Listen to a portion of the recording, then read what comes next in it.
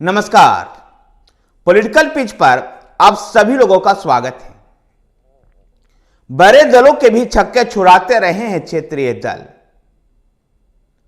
भारत के संसदीय लोकतंत्र में क्षेत्रीय दलों का भी महत्व है और इस गठबंधन की राजनीति में ये क्षेत्रीय दल बड़े ही ताकतवर होकर उभरे। लेकिन भारतीय जनता पार्टी में नरेंद्र मोदी के उभार के बाद क्षेत्रीय दलों की ताकतों में कमी आई है, लेकिन आज भी इनको नजरअंदाज नहीं किया जा सकता है। देश के 15 से 25% सीटें ऐसी है जहां मुकाबला में ये दोनों ही बड़े दल गायब रहते हैं। आमने सामने क्षेत्रीय दलों की ही प्रतिष्ठा होती है। भाजपा कांग्रेस समेत अभी देश में राष्ट्रीय पार्टियों की हैसियत सिर्फ 6 दलों की ही है। लोकसभा चुनाव 2019 के परिणाम के अनुसार देश के 97 ऐसी सीटें थी जहां पिछली बार नंबर 1 और नंबर 2 पर क्षेत्रीय दल थी, वहां पर भारतीय जनता पार्टी और कांग्रेस नहीं था। यद्यपि इसमें से ज्यादातर सीटें आंध्र प्रदेश की, दक्षिण भारत की है और विशेषकर आंध्र प्रदेश में 25 लोकसभा सीट पर मुकाबला जगनमोहन रेड्डी के नेतृत्व में वाईएसआर कांग्रेस और चंद्रबाबू नायडू के नेतृत्व में तेलुगु देशम पार्टी के बीच में था। भारतीय जनता पार्टी और कांग्रेस आंध्र प्रदेश में खाता भी नहीं खोल पाई थी।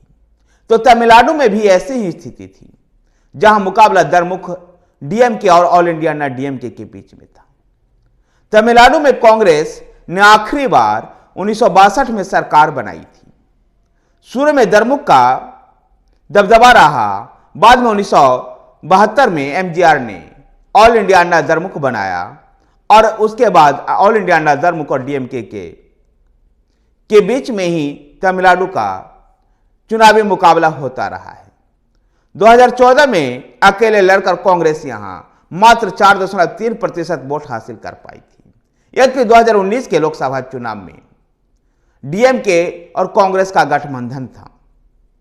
भाजपा भी तमिलनाडु में सफलता से दूर रही है, लेकिन 2019 के लोकसभा चुनाव के बाद भारतीय जनता पार्टी दक्षिण में अपने पैर को मजबूती से जमाने के लिए काफी प्रयास करते हुए दिखाई दे रही है और तमिलनाडु भारतीय जनता पार्टी के अध्यक्ष अन्नामलाई इसको लेकर के काफी प्रयत्न भी कर रहे हैं। तो कांग्रेस कमजोर है, वहां भाजपा को फायदा मिलता है। उत्तर भारत की राजनीति में भी देखा गया है, जहां सीधा मुकाबला कांग्रेस से भारतीय जनता पार्टी का है, वहां भारतीय जनता पार्टी पूरी तरह से डोमिनेट करती है। लेकिन जिन राज्यों में क्षेत्रीय ताकतें आ जाती है वहां अभी भी भारतीय जनता पार्टी थोड़ी सी सहम जाती है। उत्तर प्रदेश में किसी समय मुलायम सिंह यादव, बिहार में लालू प्रसाद यादव, बंगाल में कम्युनिस्ट और ममता बनर्जी भारतीय जनता पार्टी को उभारने नहीं दिया।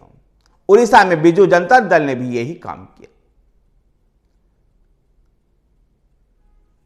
और उसके उलट मध्य प्रदेश, छत्तीसगढ़, राजस्थान, दिल्ली, गुजरात जैसे राज्यों में भारतीय जनता पार्टी मजबूत हुई, क्योंकि इन राज्यों में क्षेत्रीय दलों का अभाव था और कांग्रेस से भारतीय जनता पार्टी का सीधा मुकाबला था। ऐसे में इन क्षेत्रीय दलों की ताकत को नजरअंदाज करके नहीं आंका जा सकता है। आगामी लोकसभा चुनाव में भी ये तीसरी ताकत महत्वपूर्ण हो सकती है। 2019 के लोकसभा चुनाव परिणाम को अगर देखें तो 145 सीटें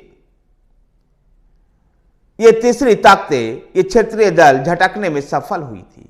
इनमें से कुछ सीटें ऐसी भी है जो कुछ क्षेत्रीय दल भारतीय जनता पार्टी के साथ तो कुछ कांग्रेस पार्टी के साथ गठबंधन कर जीती थी।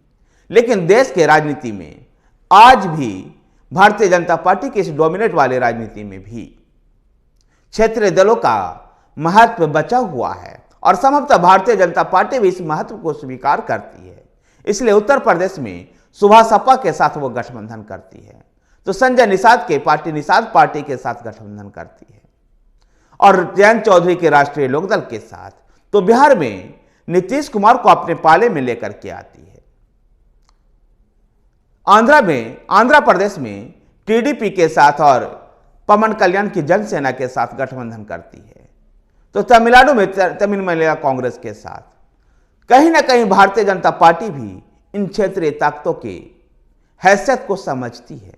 अगर ये क्षेत्रीय ताकत सीट को बेशक से कम जीत पाती है, लेकिन इनका जो मत प्रतिशत है उसको अपने पाले में लाने के लिए भारतीय जनता पार्टी इन छोटे छोटे क्षेत्रीय दलों को भी राजनीतिक महत्व को स्वीकार करती है और उनके अपने साथ जोड़ने का प्रयास करती है, ताकि चुनाव अभियान में उनको सफलता मिल सके।